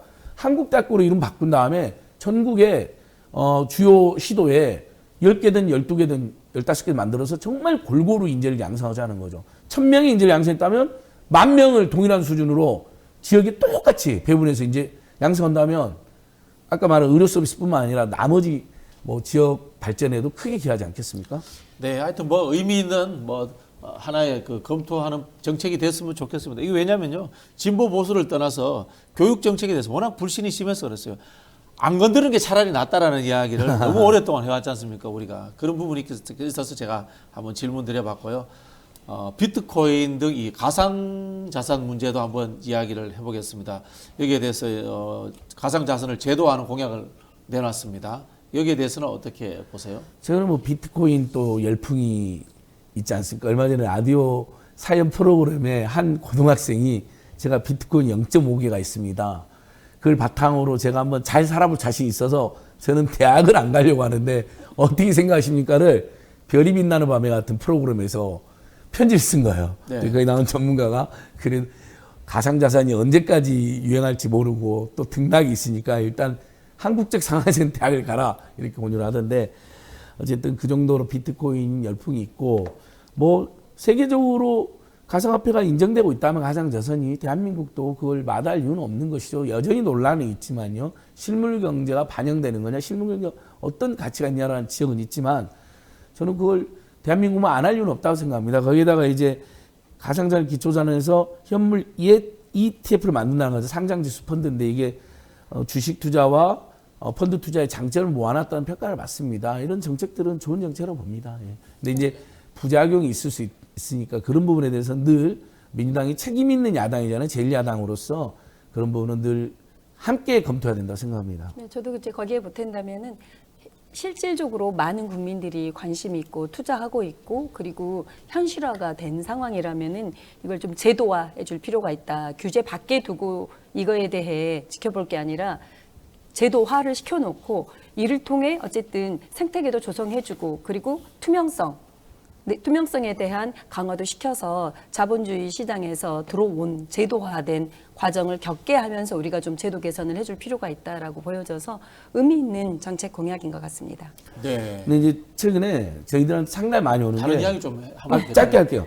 코인 사기, 주식 리딩방 사기, 구매 대행 사기, 그 리뷰 달아주기 사기가 너무 성행합니다. 그러니까 이런 것도 민주당이나 여야 정당이 내놔야 됩니다. 그러니까 민생이 어려우니까 주식을 또는 코인을 또는 뭐 이런 가상자산을 매개로 해가지고 사기범이 엄청 급증이 있거든요. 네. 그러니까 이런 것들도 엄단하는 대책도 내놔야지 더 설득력이 있다고 네, 봅니다. 알겠습니다. 자, 이제 두 분이 여야의 주요 공약들을 이야기해 주셨는데 우리는 또 이제 군소정당들도 한번 다뤄봐야 됩니다. 녹색정의당에서 대통령 국민 소환제를 내놨고요. 조국혁신당은 1호 공약이 한동훈 특검입니다. 요거 좀 설명 좀 해주실 수 있나요? 예, 이거 뭐 대통령 지금 보면 지방의회에서는 주민 소환제가 됩니다. 네. 지자체장에 대해서요. 근데 그 법을 국회의원들이 만들었거든요. 지방자치법을 개정해 만든 거잖아요. 정작 국회의원에 대한 소환이나 대통령 소환은 통과를 안 시켰어요. 그러니까 네. 아니 지자체장에 대한 소환이 된다면 국회의원이나 대통령에 대한 소환도 당연히 있어야 되니까 이건 뭐 범진보 개혁 진영이나 시민사회에서 오랫동안 요구했던 거고 지난주에 말한 것처럼 대통령 그다음에 국민 법안 발의제도 있어야죠. 지방에선 조례에 대한 주민 발의제는 있어요. 근데 또 국민 발안제도는 안 만들어놨어요. 국회가요. 저는 이건 녹색정의당이 잘 제시한 공약을 생각하고 여야 다 이건 공통으로 받아들이는 공약을 우리가 촉구해야 된다고 봅니다. 그 뭐 조국 신당에서 1호로 내놓은 한동훈 특검법에 대해서 국민들이 진짜 그 또 특히 총선 과정에서 한동훈 자체가 그 민주당에 대해 범죄자 정당이다 이렇게 용어를 쓰고 있는데 정작 자신은 어떠한가? 우리가 청문회 때도 봐왔고 이후로도 지금도 진행되고 있는 한동훈 관련 건은 어쨌든 고발 사주 관련한 그 피해자로 윤석열, 김건희, 한동훈을 지칭을 했고요. 이 고발 사주를 하기까지 과정에 한동훈의 관여도, 기여도에 대해서는 말해서 뭐 할지 어쨌든 핵심 관계자들 아닙니까? 그래서 한동훈 특검법에 대한 발의도 또한 저는 너무 의미 있는 법안이고요.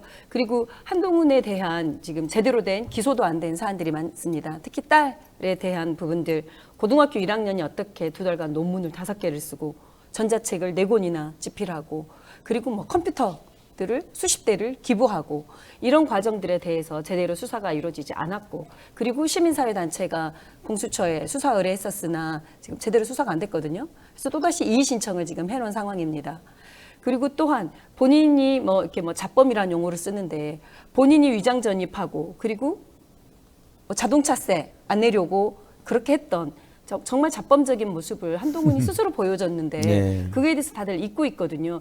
그리고 우리 또 청문회 때 봤던 뭐 모친의 아파트 편법 증여, 그리고 뭐 피부양자까지, 임대소득이 있는 모친에 대한 피부양자 문제까지. 그래서 민주당 후보들에 대해 본인이 이렇게 비판하고 공격하고 있는 것들 고스란히 당사자에게 그 잣대로 들여다봤을 때 이제 조국 혁신당에 대해 국민들이 효능감을 갖고 인기가 있는 거는 이렇게 제1호 공약으로 한동훈을 바로 저격하는 거, 이거 자체가 좀 시민들이 바라봤을 때 조국 혁신당에 대한 이 돌풍의 근거의 한 단초이지 않을까 싶습니다. 네. 한동훈 비대위원장은 정말 정치를 잘못 배운 겁니다. 아무리 여야가 치열하게 경쟁해도 입만 열면 야당 전현희 대표들을 극악한 범죄자나 자범이라고 몰고, 민주당이 다 무슨 범죄자 정당이고 범죄자 보고 범죄자들이 나라를 지배하려고 한다 이렇게 이야기하면 정치의 질이 너무 떨어지잖아요. 근데 그러니까 사람들이 그럼 한동훈 당신은요 이렇게 물어보는데, 제가 제일 팩트로 확인된 거 하나만 이야기 드릴게요. 앱 경연대회가 있습니다. 앱 경연대회는 앱을 만들어서 제출해야 돼, 학생이요. 근데 앱 어플을 만들려면 힘들겠죠? 그리고 거기서 그걸 창의적으로 공익적인 어플을 만드는 학생들이 1, 2등을 해야 되는 겁니다. 근데 한동훈 따님이 앱을 200만 원을 주고 삽니다. 업체한테, 전문가한테. 그리고 제출해서 2등인가를 했어요. 이거 자범입니까? 아닙니까? 그러니까 본인에게 그런 팩트로 이미 확인된 거. 아까 박영선 의원님 말한 것처럼 세상에 여기는 한동훈 집안도 부자요. 한동훈 부인 집안도 엄청난 부자입니다. 대한민국의 최고 특권층이에요. 다 법조인들이고. 근데 그 몇십만 원 하는 자동차 관련 세금을 줄이려고, 제가 교육 목적으로 위장 전입한 사람들을 봤어도 자동차세를 줄이려고 서울에서 경기도 위장 전입한 사람은 저는 이런 케이스는 정말 본 적이 없어요. 자범입니까? 아닙니까? 비밀번호 27짜리는 왜 설정했고 왜 공개 안 합니까? 이런 질문들에는 답을 전혀 안 하고 있잖아요. 그러니까 제발 정치의 질을 떨어뜨리는, 상대 후보하고 선의 경쟁을 하고 예를 들면 지적할 거 있으면 깔끔히 지적하고 말아야지, 그냥 민주당이나 야당이 전부 다, 민주당도 조국 혁신당도 다 범죄자라는 거예요. 네, 저는 여기서 꼭 또 이야기를 해주고 싶은 게, 사실은 범죄자를 사면해서 공천한 정당입니다. 한동훈은 본인이 직접 윤석열 대통령과 함께 수사하고 기소하고 공소하고 구경을 한 국정원 댓글, 경찰 댓글의 당사자들, 뭐 우리 서천호 국정원 2차장, 그리고 정용선 경기청장, 그리고 특수활동비 김진모, 이런 사람들을 본인이 윤석열 대통령 한동훈 3차장 때 수사했어요. 기소하고 구형하고, 그리고 유죄 확정 판결이 됐습니다. 유죄 확정이 된, 대법원 확정 판결까지 된 사람들을 윤석열 대통령이 자기 손으로 특별 사면해주고, 그리고 한동훈이 공천권을 갖고 있습니다. 한동훈이 공천을 해줬어요. 그러니까 범죄자들을 사면해서 공천해서 국회의원 자리까지 주고 있는 게 한동훈 지금 비대위원장과 국민의힘의 실제적인 모습인 겁니다. 이런 분들이, 이런 자들이 어떻게 민주당에 대해 이런 이야기를 하고 있는지 부끄러운 줄 알았으면 좋겠습니다. 네, 뭐 많은 비판을 하셨네요. 의혹은 밝혀졌으면 좋겠다라는 생각이 듭니다. 다만 그런 생각은 드네요. 공당이 집권 비전과 담론 수준의 정책을 우선적으로 내놔야 되는 것이 저는 맞다고 보는데, 전략적 이슈를 만들기 위해서 공약을 이렇게 좀 협소화하는 것이, 참 전면화하는 것이 참 훌륭하다라고 평가해 줄 수 있는가라는 부분은 저는 좀 한번 짚어봐야 되겠다는 생각이 들고요. 솔직히 말씀드려서 저도 이제 정책 파트 일을 오래 한 사람으로서 여야의 대부분의 공약이 담론에 근거해서 만들어지지 않고 그냥 아이디어 차원으로 막 던져진다라는 느낌을 받을 수 있습니다. 그게 왜냐면요, 집권을 한다면은 결국 담론이라는 시대 정신에 의해 가지고 국가에 대한 구조와 시스템의 문제로 접근해야 되는데, 아이디어를 자꾸 끼워 넣어버리면은 이 국가의 전반적인 목표나 이런 것들이 잡히지 않아요. 그런 부분이 있다라는 말씀을 제가 좀 드리고 싶었습니다. 그래도 저는 어쨌든 이제 끝날 것 같은데, 그래도 빛나는 공약이 이 물가 재난 시대에 1인당 25만 원의 긴급 재난 지원금을 문재인 정부 때는 2번 줬잖아요. 이번에 한 번 하겠다는 건 이건 의미 있는 공약이다. 그다음에 대학 무상교육까지 한동훈 비대위원장은 3자녀 이상이면 대학 무상교육이잖아요. 이재명 대표는 아니다. 이제 전면 대학 무상교육 가야 된다.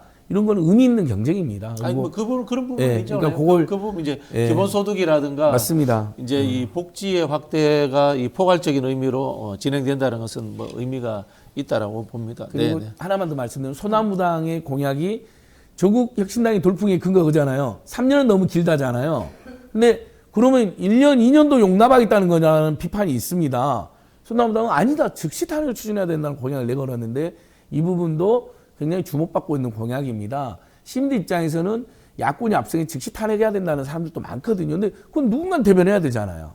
민주당은 즉시 탄핵을 이야기 못하고 있고 조국신당은 3년 너무 길다는 제가 보기엔 좀 애매한, 물론 사이다 공약이지만 애매한 공약인데 소나무당은 즉시 탄핵 추진했다. 이런 분들도 국민께 충분히 그 정보를 접하시고 최종 판단은 국민들께서 하시겠지만 그런 시원한 공약도 있었다라는 의견을 드리고 싶습니다. 네, 감사합니다. 두 분과의 시간은 이제 시간이 짧아서 마치도록 하겠습니다. 감사합니다. 예, 고맙습니다. 네, 지금까지 안진걸 소장과 박영선 위원장이었습니다.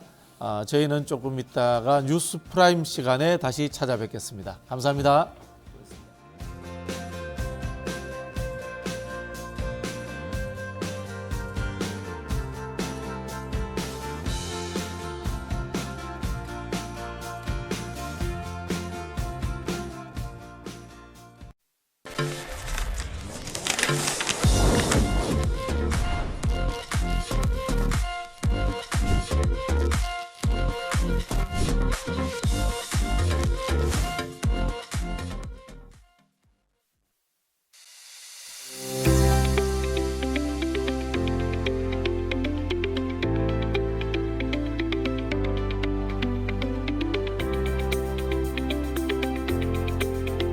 박지훈과 함께할 뉴스 인사이다.